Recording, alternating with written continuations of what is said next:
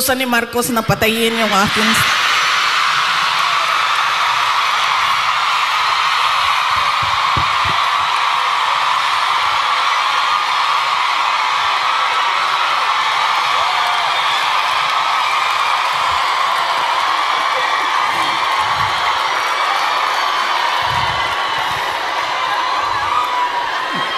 Yan. Dahil sa mga ganyan, nakakasuhan ako eh. Malay natin, di ba? Baka may inutusan dyan.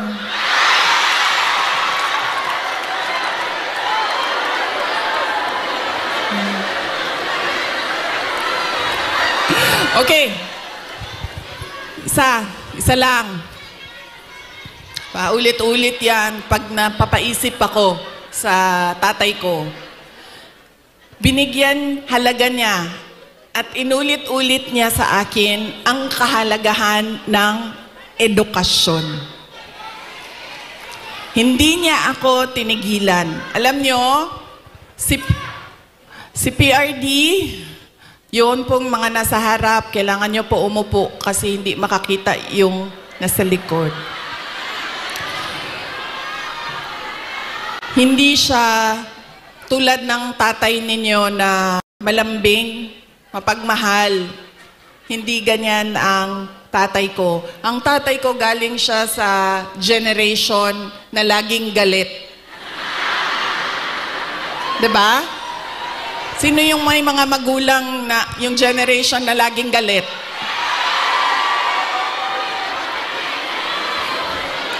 Yan. Galing dyan ang generation. Galing dyan ang tatay ko sa generation na yan. So, lagi siyang galit. So, sa akin, maalala ko, sinabi niya talaga sa akin, paulit-ulit, habang ako ay lumalaki, ikaw, sabi niya, hindi ka tao sa paningin ko. Napaisip ako noon, diba? Sabi ko, pusa o aso? Sabi, hindi ka tao sa paningin ko kung hindi ka abogado o doktor. Totoo yan.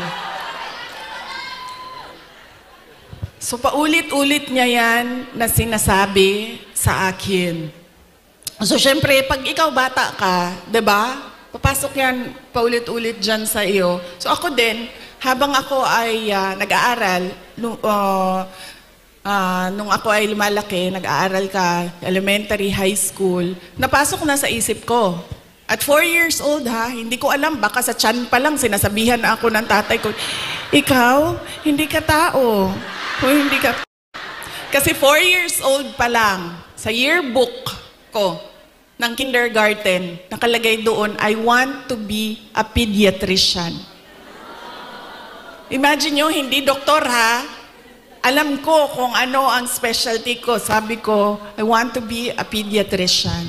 Andyan pa yan hanggang ngayon, ang yearbook na yan. Kaya, nung ako ay paulit-ulit yun, alam ko na magiging doktor ako. Alam ko na magiging doktor ako. Nung panahon na kailangan mag-apply ng entrance exam sa college, di ba? Kailangan natin mag-apply sa mga colleges and universities. Hindi nila alam, ng mga magulang ko, nag-apply ako sa University of the Philippines. Nung nag-apply ako sa University of the Philippines, syempre nilagay ko din naman yung science courses. Pero nilagyan ko din siya ng political science. Nung nakita ko ang result at nalaman ng mga magulang ko yung result, nakalagay doon na waitlist ako sa political science. So sobrang excited ko. Hindi nila alam na gusto ko mag-college sa Manila. Kaya sikreto ako na nag-apply. Sobrang excited ko. Sabi ko sa mga magulang ko, pumasa ako ng UP. Pero political science kasi yung kurso. So sabi ko, gusto ko sana pumasok ng UP Diliman yun eh. UP Diliman, tapos political science yung kurso. Sabi ng nag-wild, naggalit si PRD. Sabi niya, di ba, sabi mo, simula nung bata ka pa, gusto mo maging doktor? Pre-med ba ang political science? Tapos sabi niya, hindi ka pwede pumasok ng University of the Philippines. Kahit saan man yan. Sabi niya, dahil kilala ko ang ugali mo. Anak kita. Alam ko kung anong ugali mo. Sabi niya, marirecruit ka lang ng makabayan. Aakyat ka. Totoo ito, sinabi niya. Aakyat ka ng bundok. Magiging NPA ka. Ikaw ang magiging head ng New People's Army. At ikaw ang makakalaban ko pagdating ng panahon. Kaya hindi ka pwede pumasok ng University of the Philippines. So sabi niya, pumili ka.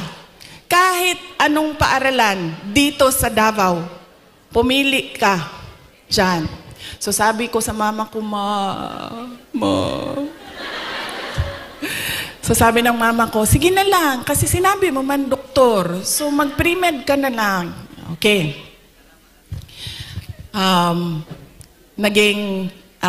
Nag-pre-med ako. Tapos, syempre, papunta akong doktor, so binilisan ko yon, natapos kaagad ako. And then, ito na. Mag-medicine na. Sobrang excited si President Duterte na magpapasok na ako ng medicine proper. Siya ang pumili ng paaralan. Siya ang pumili kung saan ako titira. Tapos, pumunta na lang siya sa akin at sinabi niya na, ayan na, may school ka na, na-enroll ka na, may bahay ka na, pumunta ka na lang doon ng ganitong date. So pumunta ako doon. Pagdating ko doon, kompleto na. May kama na ako, may washing machine, may refrigerator, may kotse pa. Ganyan siya ka-excited. Sige ma'am, ipa-adapt kita sa tatay ko. Huwag ka mag-alala. Ganyan siya ka-excited noong ako ay medicine na. Tapos, syempre, hindi naging successful yung aking pagpasok sa School of Medicine. Isang taon pa lang, 1 year, actually 1 sem pa lang. First sem pa lang, alam ko na parang fish out of water. Alam nyo yung, bakit madali para sa kanila, nahihirapan ako, sobra. Tapos dumating ang second sem na halos hindi na ako pumapasok. So kinabahan na ako. Kasi, di ba sa probinsya, di ba sa Atua, pagpadala ka sa Manila kasi ako nag-med school, pag ipadala ka sa Manila, parang malaking send-off yon. Congratulations sa anak ko, graduate ng ganito. Congratulations at magiging doktor yan. Class off. Ganon, diba? So ako, syempre kinabahan na ako kasi hindi ako makakauwi. Pinadala ako sa Manila para maging doktor. Tapos uwi ka, drop out.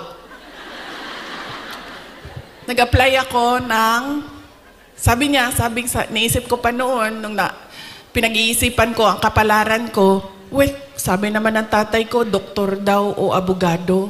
So dito na lang ako sa abogado. So lumipat ako, nag-apply ako sa San Beda College kasi at the time na nagdesisyon ako, San Beda College na lang yung bukas sa mga exams, entrance exams. So hindi ko pa sinabi kaagad sa mga magulang ko na nasa San Beda na ako. Nalaman na lang nila dahil nagsabi ang driver. Sabi niya, hindi na yan siya pumupunta ng Cavite. Lagi kaming nandyan sa Menjola.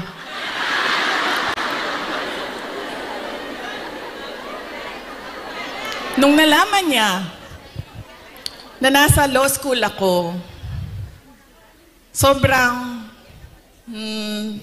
I think mas masaya siya nung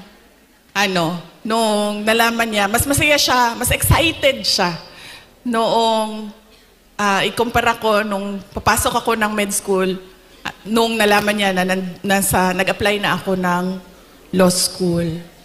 Tapos, syempre sinabi ko sa inyo, di ba, hard love.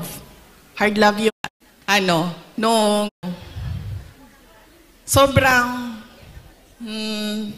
I think mas masaya siya nung nalaman. Sobrang sabi ang driver. Sabi niya, hindi na yan siya pumupunta ng Cavite. Lagi kaming nandyan sa Menjola.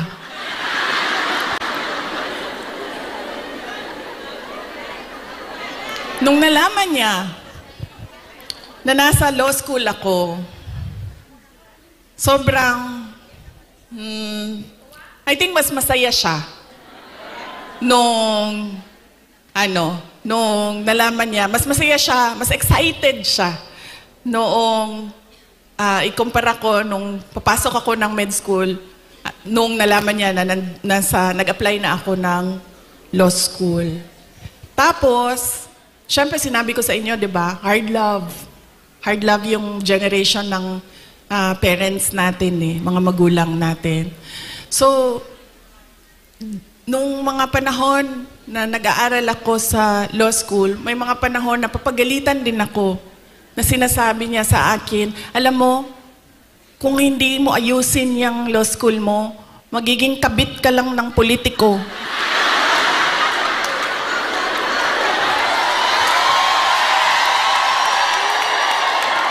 Ganyan. Ganyan siya kung, di ba pangit pakinggan sa atin? Pero ganyan yung style niya para idikdik sa'yo na mag-aral ka. Tapos meron pang isang beses na sinabihan niya ako, alam mo, kung hindi ka mag-aral ng mabuti, magiging halaman ka lang dyan sa gilid. Ganyan yung force by which he emphasized into my brain that I need to become a lawyer. So nung pumasa na ako ng bar, doon ko nakita ang pagbabago sa magulang ko. Hindi sa nanay ko dahil ang nanay ko sobrang supportive nun. Kahit maging halaman ako, didiligan ako nun eh. Ganyan kabait ang nanay ko. Diba? Pero nung nakita niya yung grade ko sa bar exams at nakita niya na mas mataas yung grade ko sa bar exams kesa sa kanya nung tatay ko. At hindi lang 0.1, 0.2, 0.3. 5 points ang layo namin sa grado. Doon siya nagbago. Parang naging tao na ako sa paningin niya. Lalo pati, pag every time nababanggit yung grade sa bar, hindi na siya talaga nagsasalita. Tapos lagi ko pa sinasabi sa kanya, sabi ko, partida yan pa ha, kasi hindi ako nag-aral eh. Kung nag-aral ako, top-notcher ako eh.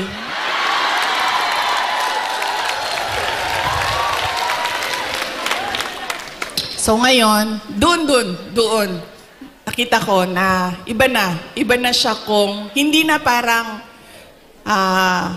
anak ka lang, hindi na parang pantay na kami. Tao na ako, buong tao na ako sa paningin niya. Ganyan yung emphasis niya sa education. Kaya ganyan din, hanggang ngayon, ganyan din. Alam niyo ba, sa mga apo, Kabahan. Kabahan ka pag nagtanong na si PRD kasi didiretso yan. Oh, anong grade na ito? Anong eskwelahan? Oh, ito anong grade na? Anong eskwelahan ito? Oh, ito anong grade na? Anong eskwelahan? Ganyan. Si PRD kamusta ng apo. Hindi siya, uy, masaya ka ba? May boyfriend ka na ba? May girlfriend ka na? Saan mo gusto kumain? No. Pag makita niya, anong grade na? Anong eskwelahan? Anong grade na? Anong eskwelahan? Okay. Nag-aaral? Okay.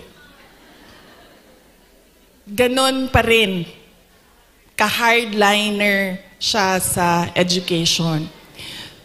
So yan yung talaga, pinagpapasalamat ko sa kanya. Dahil kung hindi ako naging abogado, lalo pati yung mga pinagdaanan ko ngayon, hindi ko siya, kasi ngayon naiintindihan ko kung ano yung pinagdadaanan ko. Siguro kung hindi niya pinilit ng pinilit, hindi ako ganito ka-confident sa aking ginagawa. So sana din sa inyong lahat, ganun din. Kaya nung nangangampanya ako nung 2022, lagi kong sinasali ang kampanya, plataforma ko ang edukasyon. Sana ganun din ang inyong mga anak, ang inyong mga kapatid, ang inyong mga apo, na huwag ninyo silang tigilan. Dahil minsan, ako, pag pumupunta sa mga barangay ninyo, sa mga municipality ninyo, meron talaga akong naririnig na sumasagot na, oh, college graduate naman, pero wala namang trabaho. Pero, iba din ang trabaho ng college graduate at natapos lang ng grade 6. Iba talaga yun. Iba yung oportunidad na dumadating sa mga nakapagtapos kesa natapos lang ng grade 3, grade 4. At madami yon. Madami yan sa ating bayan ngayon. Na pagdating ng high school, ay sinasabihan yung mga anak, kailangan mo na magtrabaho, tumulong sa pamilya. Kaya dapat, wag nating tigilan ang ating mga anak. Paulit-ulit talaga yan. Edukasyon ang susi ng pagbabago ng buhay nila.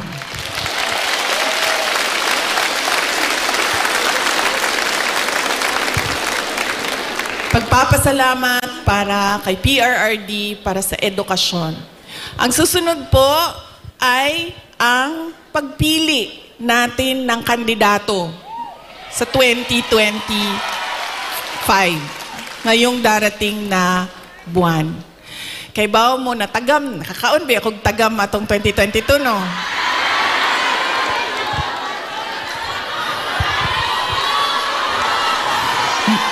Yan lagi ang, meron pa isang beses,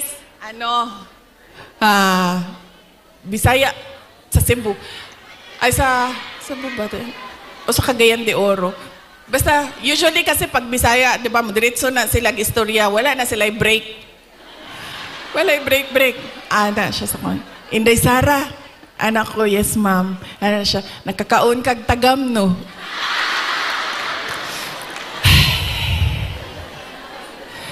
Ana na lang ko sa iya ha. Sagdi na lang ma'am. Basta ikaw makakaon ka og sakto, okay na ko.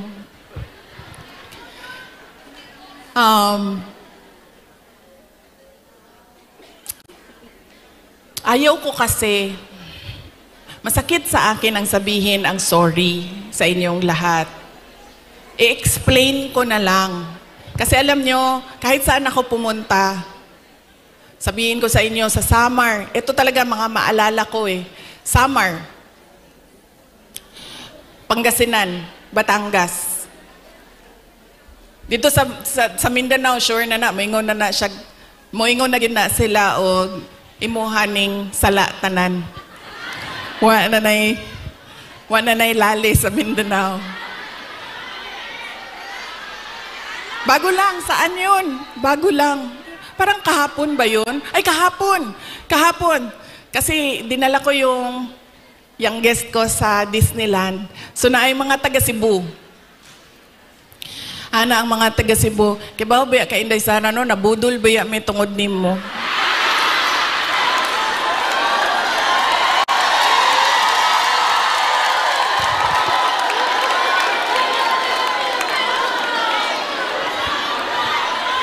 Ang sa summer, sabi sa akin, maalala ko yun, kibaw ka, hindi sabi niya, Tagalog siya, kay kanang waray man, ay, waray man na sila dito, no? So, nagtagalog siya sa ako, ah. Sabi niya, alam mo, na-scam kami dahil sa iyo. Lalaki pa, ito siya niya, senior ba? So, wa na lang yun ko ni ko, ana na lang ko, pasensya na, sir. Pasensya na. So, akala ko kasi, ito na naman tayo sa maling akala.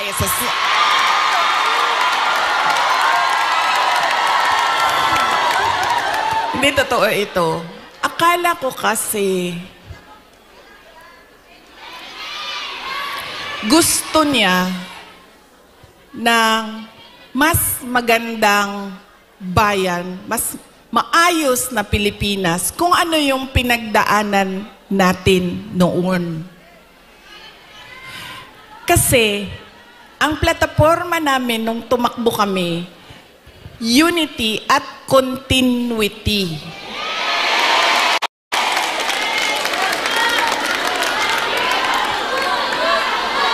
Nabudo lagi.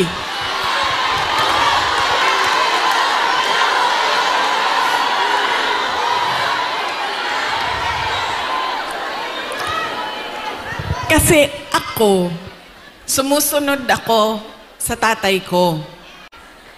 Ibig sabihin, sa trabaho ba? Sumusunod, hindi ako sumusunod sa tatay ko sa personal. Kaya nga ako nagtatago, di ba? Sumusunod ako sa trabaho. Nag-mayor siya. Nag-vice mayor siya. Nag-vice mayor ako. So, ang ginagawa ko, there has to be something, added value ba? Value added sa iyo. Diba? Kasi, paano ba naman na binoto namin ito si Rodrigo, pero binoto ka namin, wala namang value added. Wala namang dagdag na kahalagahan sa iyo. Diba? So, sumusunod ako sa tatay ko. Nag-vice mayor siya, nag-vice mayor ako. Nag-mayor siya, nag-mayor ako. Noong, sandali lang, ma'am. Mamaya na yung president, ma'am. Wow. Sandali lang. So, nung mayor ako, ano ba yung targets ko as mayor? Diba? Kasi kailangan may value added sa iyo. So, sabi ko, okay, ganito na ang nagawa ng administration ni President Duterte. Saan pa ba natin dadalhin ang Davao City? So may target kami. Nung umalis ako sa Davao City as mayor, number 4, most competitive city na ang Davao City. Number 8 na kami sa mga pinakamayaman na syudad sa buong bansa.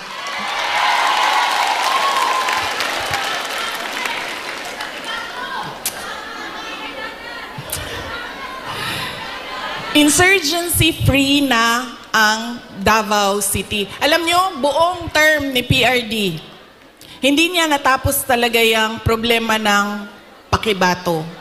So, nung taga-Pakibato mo, ma'am, Mobi again na ingon ni PRD. Siya mag-NPA lang ka sa Pakibato, ikaw kalaban sa mga sundalo. Ayaw, ganda din na sa UP. Okay. Diba? Hindi niya natapos. And sa akin, meron kasi insidente doon na ako ang mayor, namatay yung opisyal. Na napagalitan ako ng nanay. Tiga Visayas yung pamilya. Kausap ko siya sa phone, sabi ko, ma'am, pasensya na, namatay yung anak mo, ganyan. Napagalitan niya ako. So sinabi ko, sige, tapusin natin yan. So tinapos namin. in 3 years o 4 years. In 4 years, tinapos namin yung problema sa Pakibato. There has to be something new and something better in you. Akala ko kasi ganyan. Dito ko lang naintindihan na hindi pala lahat ng tao pareho ko mag-isip. Yun yung naging problema. So yun yung kailangan ko ihingi ng pasensya sa inyong lahat. Dahil, sabi nga ni Pastor Kibuloy, dapat lang siguro mangyari ang mga nangyayari para makita natin. Kawawa lang siguro ang mga tao, ang bayan, pero if we talk about the divine, maybe there is a reason for what is happening. So yun yun. Ngayon, pipili na naman tayo ng mga opisyal ngayong Mayo. Ano ba ang problema natin, mga botante? Ang problema sa atin, ang pinipili natin ay paulit-ulit ba? Pabalik-balik lang. Mahilig tayo sa sikat. Mahilig tayo sa magaling kumanta, sumayaw dito sa stage. Mahilig tayo sa nagpapa-amuse, nagpapatawa sa atin. At mahilig tayo sa hindi natin tinitingnan kung ano ba yung karakter, totoong karakter ng tao sa likod ng mukha niya sa TV. Ganyan tayo ang ugali ng mga Pilipinong botante. Kaya siguro dapat sa darating na halalan, pag-isipan na natin ang ating iboboto. Sabi ko nga sa inyo, nadala na ako, na-scam na ako, nabudol na ako. Hindi ako mag-endorso ng kandidato. Kasi baka pagkatapos ng eleksyon, sasabihin nyo na naman, na-scam ba ya, Minday Sara, dahil sa iyo. Ang gagawin ko para sa inyo, sasabihin ko, ano ba ang kailangan nating gawin as voter? Ano? Una, huwag natin ibenta ang boto natin. Diba? Ngayon, legitimate na ang vote buying. Nakatago siya sa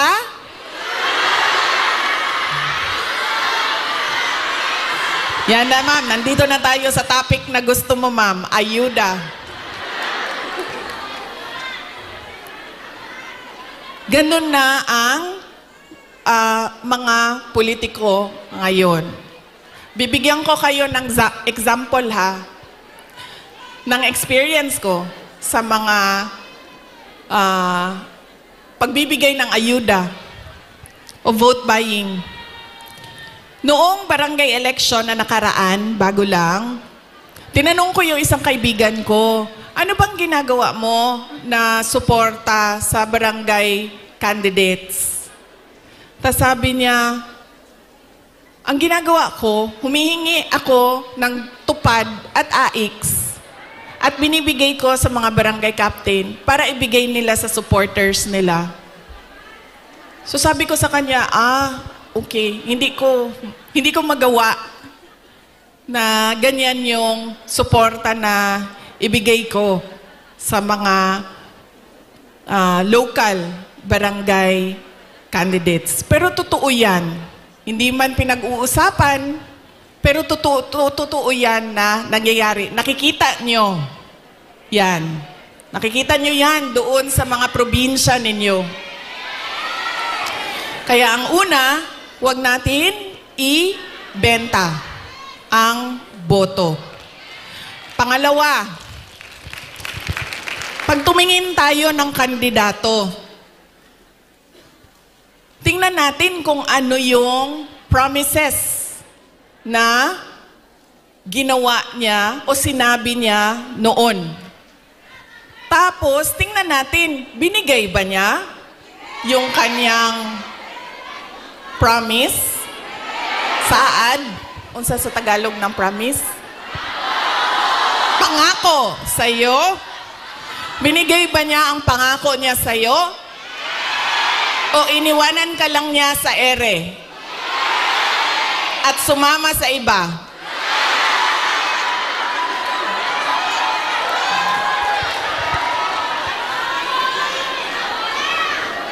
Ganyan. Ang pangalawa, na kailangan natin isipin. Itong kandidato na ito, paulit-ulit ko na to binoto, ha? Ano ba sinabi nito noon? Ano bang nagawa niya? Ano bang rason niya? Bakit hindi niya nagawa? At ano yung mga totoong nakikita ko na nagawa na? Yan yung pangalawa. Pangatlo, ito talaga, wala sa buong mundo ang makakakontra sa akin, kahit isa, nito. Dahil ako ay produkto din ng political dynasty. Galing ako sa pamilya ng mga politiko. Ang lolo ko, governor ng undivided Davao.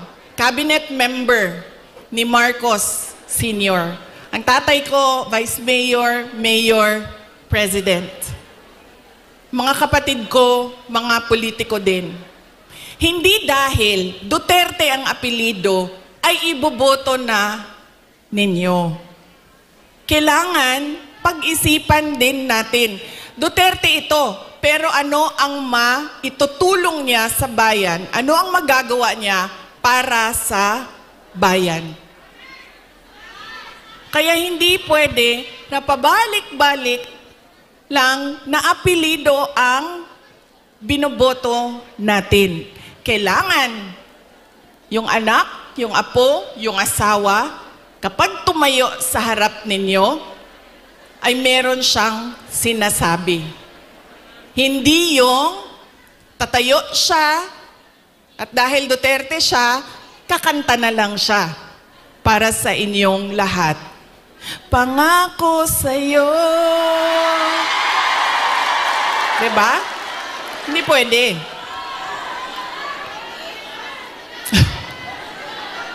Ma'am, ganyan talaga yan, ma'am. Sa tingin ko naman kasi talaga, totoo, walang forever. Kaya darating talaga ang punto na iwanan ka talaga. Si Ma'am Gemma, ay, shh daw. Shh.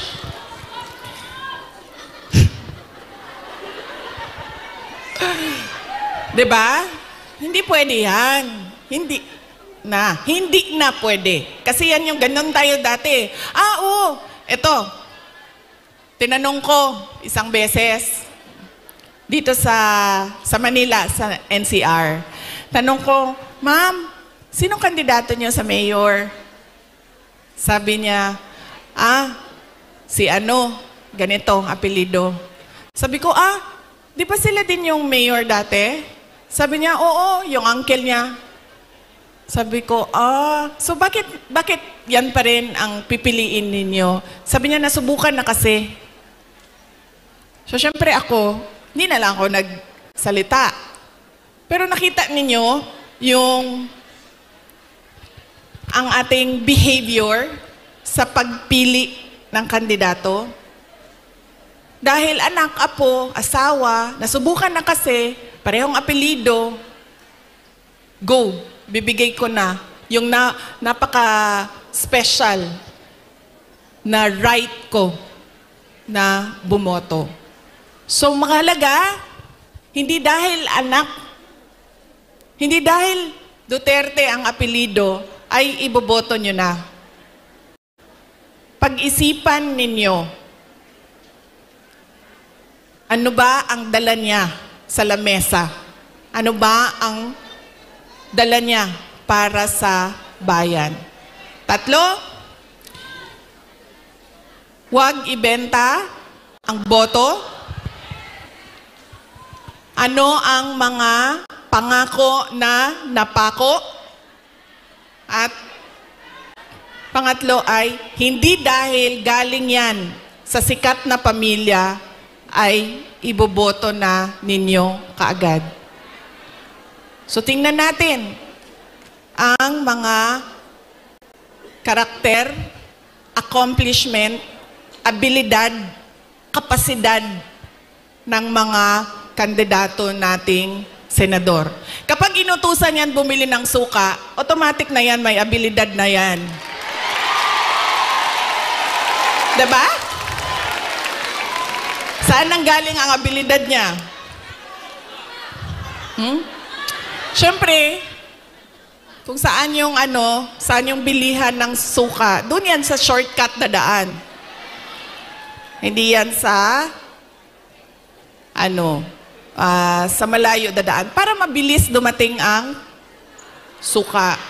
Pangalawa, inutusan bumili ng suka. Napadaan sa barkada. So, ang sinabi ay, ayun na ng manggamamba. Kajut lang, ma'am. So, ang sinabi niya ay, pare, pahatid naman ito ng suka namin sa bahay kasi kailangan yan doon. Dito nang muna ako. Diba? Abilidad. So, mahalaga yan. At kailangan natin pag-isipan itong eleksyon na ito. Kailangan natin baguhin ang ating pagpili ng kandidato. So yan, ang aking mensahe para sa inyong lahat ngayong araw na ito. Mensahe ng pagpapasalamat, mensahe ng edukasyon, at mensahe ng pagbabago kung paano tayo pumili ng ating mga senador. Hindi lang senador, governor, mayor, lahat ng ating mga public officials. So yan po ang aking... Ilang oras yun, ma'am? 1 hour? 1 hour na mensahe sa inyo. Sana ay, alam nyo, gusto ko lumapit sa inyo. Kasi gusto ko personal yung pagpapasalamat. Kaso pwede ba na wag tayo magkagulo? Kasi kanina sa labas, nasisigawan na ako ng pulis. Nasisigawan na niya ako kasi medyo nagkakagulo kami doon sa picture taking namin sa labas. So, pwede ba ako mag-hello lang, hello sa inyo? Tapos, wag lang tayo magkagulo kasi baka palayas.